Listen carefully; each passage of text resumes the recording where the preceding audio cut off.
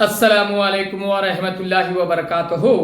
तो प्यारे बच्चों, आज फिर से एक नई वीडियो के साथ आपके सामने हैं नईम सर, हजरत मकबूलिया उर्दू हाई स्कूल हानगल के जानिब से। तो प्यारे बच्चों, आज की इस वीडियो में देखेंगे, हम स्टेप बाय स्टेप देखते हुए आ रहे हैं, जो कि वीडियो फर्स्ट में हमें देखे कि 1 मार्क्स के कौन से आता है एग्जाम में, कौन से सबक से आता है, और बाद में सेकेंड वीडियो में 2 मार्क्स के कौन से सबक में और मॉडल के तौर पर देखिए। तो आज के इस तीसरे वीडियो में हम देखेंगे कि 25वां क्वेश्चन 25ನೇ ಪ್ರಶ್ನೆ ಯಾವುದಾಗಿರುತ್ತದೆ, कौन सा होता है, कवि परिचय रहता है। तो कवि परिचय मैं भी डिटेल एग्जाम बोर्ड में जो छोड़े हुए ब्लूप्रिंट और साथ में मॉडल क्वेश्चन पेपर, ये तीनों को देख के और सीनियर टीचर्स की राय लेके एक 3 अहम कवियों के बारे में इस वीडियो में कवर कर रहे हैं। मैक्सिमम ये 3 में से कौन सा भी एक कवि परिचय आपको आ सकता है।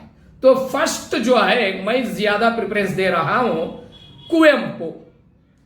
कुवेंपु के बाद सीपी कृष्ण कुमार और बाद में रमेश गौड़ा एमके।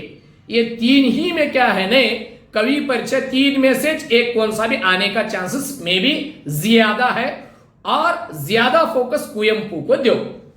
चलो स्टेप बाय स्टेप हमें देखते हैं। तो फर्स्ट क्या है ना, कवि परिचय में कुवेंपु के बारे में देखेंगे। कुवेंपु के बारे में देखना है बोले तो फर्स्ट कैसा लिखते हैं कवि परिचय, ज्यादा नहीं, तुम्हें शॉर्ट लिखे तो भी तुम्हें 3 मार्क्स में तो नो प्रॉब्लम, मगर उसमें जो पॉइंट्स कवर होना है वो पॉइंट्स कवर हो गए तो तुम्हें 3 मार्क्स मिलता है। ओके, तो देखो ऐसा लिखो बस। राष्ट्र कवि ಕುವೆಂಪುರವರು 1904ರಲ್ಲಿ, ರಾಷ್ಟ್ರ ಕವಿ ಕುವೆಂಪುರವರು 1904ರಲ್ಲಿ ಶಿವಮೊಗ್ಗ ಜಿಲ್ಲೆಯ ಕುಪ್ಪಳ್ಳಿಯಲ್ಲಿ ಜನಿಸಿದರು. ಫಸ್ಟ್ ಪಾಯಿಂಟ್, ರಾಷ್ಟ್ರ ಕವಿ ಕುವೆಂಪುರವರು 1904ರಲ್ಲಿ ಶಿವಮೊಗ್ಗ ಜಿಲ್ಲೆಯ ಕುಪ್ಪಳ್ಳಿಯಲ್ಲಿ ಜನಿಸಿದರು. First point. ಸೆಕೆಂಡ್ ಪಾಯಿಂಟ್, ಇವರು ಶ್ರೀ ರಾಮಾಯಣ ದರ್ಶನಂ, ನವಿಲು, ಪಕ್ಷಿ ಕಾಶಿ ಇತ್ಯಾದಿ ಕೃತಿ ರಚಿಸಿದ್ದಾರೆ. ಸೆಕೆಂಡ್ ಪಾಯಿಂಟ್, ಇವರು ಶ್ರೀ ರಾಮಾಯಣ ದರ್ಶನಂ, ನವಿಲು, ಪಕ್ಷಿ ಕಾಶಿ ಇತ್ಯಾದಿ ಕೃತಿ ರಚಿಸಿದ್ದಾರೆ. Second point. ಥರ್ಡ್ ಪಾಯಿಂಟ್, ಇವರಿಗೆ ಜ್ಞಾನಪೀಠ ಪ್ರಶಸ್ತಿ इत्यादि प्रशस्ति सिक्किदे. बस इतना कवर करो. 3 पॉइंट है तो ये 3 पॉइंट देखना, सुनो कब पैदा हुए, कहां पैदा हुए, 1 पॉइंट. दूसरा पॉइंट, उन लिखे हुए किताब. नेक्स्ट जो है उनको कौन सा इनाम मिला. ये 3 पॉइंट कवर है. सत्य में शॉर्ट एंड स्वीट में लिख डालो, तुम्हें मार्क्स मिलता है. कुवेंपु. नेक्स्ट सीपी कृष्ण कुमार देखेंगे. नेक्स्ट जो है दूसरे कवि सीपी के यानी सीपी कृष्ण कुमार, इनके बारे में देखेंगे. सीपी कृष्ण कुमार रवरो या सीपी के रवरो 1939ರಲ್ಲಿ 1939 ಮೇ ಮೈಸೂರು ಜಿಲ್ಲೆಯ ಚಿಕ್ಕನಾಯಕನಹಳ್ಳಿಯಲ್ಲಿ ಜನಿಸಿದರು. First point, CP Krishna Kumar ರವರು 1939ರಲ್ಲಿ कहाँ बा बोले तो मैसूरू जिल्ಲೆಯ ಚಿಕ್ಕನಾಯಕನಹಳ್ಳಿಯಲ್ಲಿ ಜನಿಸಿದರು. First point. ಸೆಕೆಂಡ್ ಪಾಯಿಂಟ್, ಇವರು ತಾರಾಸುಖ, ಭೋಗಸೆ ಇತ್ಯಾದಿ ಕೃತಿ ರಚಿಸಿದ್ದಾರೆ. ಇವರು ತಾರಾಸುಖ, ಭೋಗಸೆ ಇತ್ಯಾದಿ ಕೃತಿ ರಚಿಸಿದ್ದಾರೆ. Second point. ಥರ್ಡ್ ಪಾಯಿಂಟ್, कौन सा इनाम मिला. ಇವರಿಗೆ ಬಸವ ಸಾಹಿತ್ಯ ಶ್ರೀ ಪ್ರಶಸ್ತಿ, ಇವರಿಗೆ ಬಸವ ಸಾಹಿತ್ಯ ಶ್ರೀ ಪ್ರಶಸ್ತಿ, राज्योत्सव प्रशस्ति इत्यादि प्रशस्ति सिक्किदे. इतना लिखो बस. क्या लिखना, सीपी कृष्ण कुमार रವರು 1939ರಲ್ಲಿ ಮೈಸೂರು ಜಿಲ್ಲೆಯ ಚಿಕ್ಕನಾಯಕನಹಳ್ಳಿಯಲ್ಲಿ ಜನಿಸಿದರು. ಇವರು ತಾರಾಸುಕ, ಭೋಗಸೆ ಇತ್ಯಾದಿ ಕೃತಿ ರಚಿಸಿದ್ದಾರೆ. Second point. ಥರ್ಡ್ ಪಾಯಿಂಟ್, ಇವರಿಗೆ ಬಸವ ಸಾಹಿತ್ಯ ಶ್ರೀ ರಾಜ್ಯೋತ್ಸವ ಇತ್ಯಾದಿ ಪ್ರಶಸ್ತಿ ಸಿಕ್ಕಿದೆ. तालिको. नेक्स्ट रमेश गौड़ा एम के देखेंगे. नेक्स्ट रमेश गौड़ा एम के, इनका देखेंगे कवि परिचय.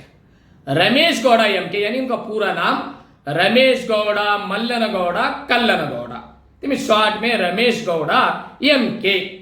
रमेश गौड़ा एम के रವರು 1975 1975 में कहां पैदा हुए बोले तो ಧಾರವಾಡ ಜಿಲ್ಲೆಯ ಕಿತ್ತೂರು ಗ್ರಾಮದಲ್ಲಿ ಜನಿಸಿದರು. ಧಾರವಾಡ ಜಿಲ್ಲೆ के ಕಿತ್ತೂರು में पैदा हुए. ಧಾರವಾಡ ಜಿಲ್ಲೆಯ ಕಿತ್ತೂರು ಗ್ರಾಮದಲ್ಲಿ ಜನಿಸಿದರು. First point. ಇವರು कौन सी किताब लिखा है? ಇವರು ಅಮೃತಕ್ಕೆ ಹಾರಿದ ಗರುಡ ಕೃತಿ ರಚಿಸಿದ್ದಾರೆ. ಇವರು ಅಮೃತಕ್ಕೆ ಹಾರಿದ ಗರುಡ ಕೃತಿ ರಚಿಸಿದ್ದಾರೆ. Second point. ಥರ್ಡ್ ಪಾಯಿಂಟ್, ಇವರಿಗೆ कौन सा इनाम मिला? ಇವರಿಗೆ ರತ್ನಾಕರ ವರ್ಣ ಮುದ್ದಣ್ಣ ದತ್ತಿ ಪ್ರಶಸ್ತಿ. ರತ್ನಾಕರ ವರ್ಣ ಮುದ್ದಣ್ಣ ದತ್ತಿ ಪ್ರಶಸ್ತಿ ಸಿಕ್ಕಿದೆ. तालिको बस कैसा लिखते हैं? रमेश गौड़ा एम के रವರು 1975 रमेश गौड़ा एम के 1975 में ಧಾರವಾಡ ಜಿಲ್ಲೆ ಕಿತ್ತೂರು ಗ್ರಾಮದಲ್ಲಿ ಜನಿಸಿದರು. ಧಾರವಾಡ ಜಿಲ್ಲೆ के ಕಿತ್ತೂರು खरिये में पैदा हुए. नेक्स्ट इनु कौन सी किताब लिखा है? ಇವರು ಅಮೃತಕ್ಕೆ ಹಾರಿದ ಗರುಡ, ಅಮೃತಕ್ಕೆ ಹಾರಿದ ಗರುಡ ಕೃತಿ ರಚಿಸಿದ್ದಾರೆ. ये लिखे हैं. ಇವರಿಗೆ कौन सा इनाम मिला? रत्नाकर वर्ण मुद्दण्ण दत्ती प्रशस्ति सिक्किदे. तो प्यारे बच्चों, मैं गेस कर को ये 3 यानी हमारे बच्चों को मैं 7 प्रैक्टिस कराऊं, मगर अब जो वक्त की कमी की वजह से वो 7 में से अहम कौन सा बोले तो ये जो 3 है मैं गेस करूं कि ये ज्यादा 3 अहम है.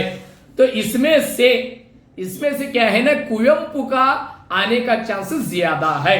इंशाअल्लाह नेक्स्ट वीडियो में हम आगे के जो के नेक्स्ट आने वाला सारांश 26वां क्वेश्चन सारांश पूछा तो कौन सा पूछता वो देखेंगे. तब तक के लिए फिर नेक्स्ट वीडियो में मिलेंगे.